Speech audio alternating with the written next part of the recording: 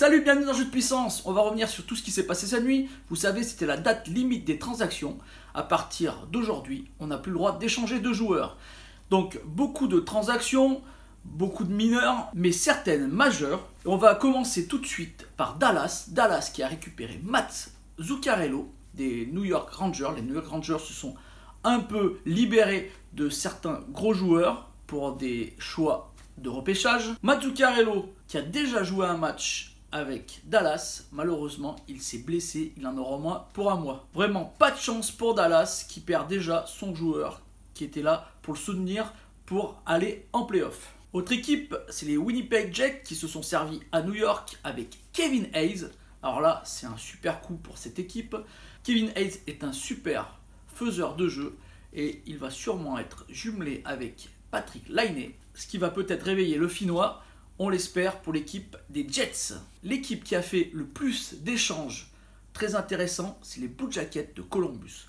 Alors on pensait que Bobrovsky ou Panarin pouvaient s'en aller, pas du tout, ils sont restés. Et en plus d'Ottawa, on a vu arriver Matt Duchene et Ryan Dzingel, un défenseur de New York. Comme je vous l'ai dit, les Rangers se sont débarrassés de pas mal de joueurs. Adam McQuaid et le gardien Kate Kincaid qui lui vient des Devils du New Jersey.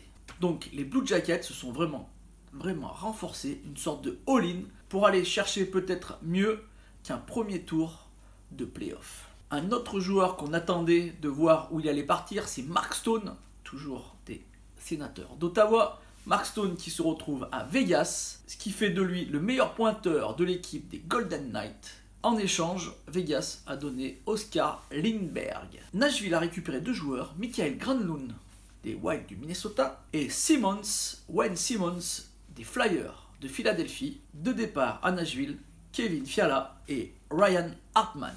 Joli coup des Sharks qui ont récupéré Gustav Nyquist, 49 points avec les Red Wings de Détroit. Ça va encore augmenter la dangerosité de l'offensive des San Jose Sharks. Les Sabres ont renforcé leur défense avec Brandon Montour, même si dans la course au playoff, ça va être compliqué pour Buffalo pour se qualifier. Et on finit avec Boston qui sont allés chercher Charlie Coyle et Marcus Johansson.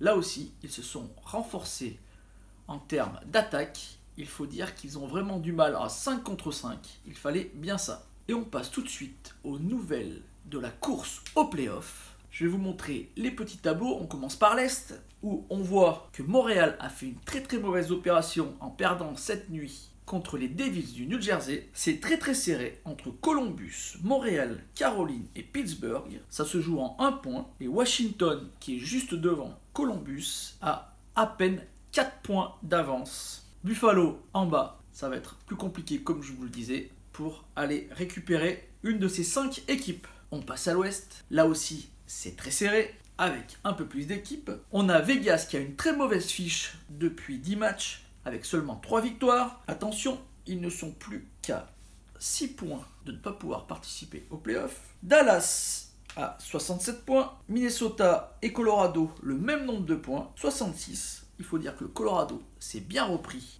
depuis un certain temps. L'Arizona n'est pas très loin, seulement à 3 points de Colorado ou du Minnesota.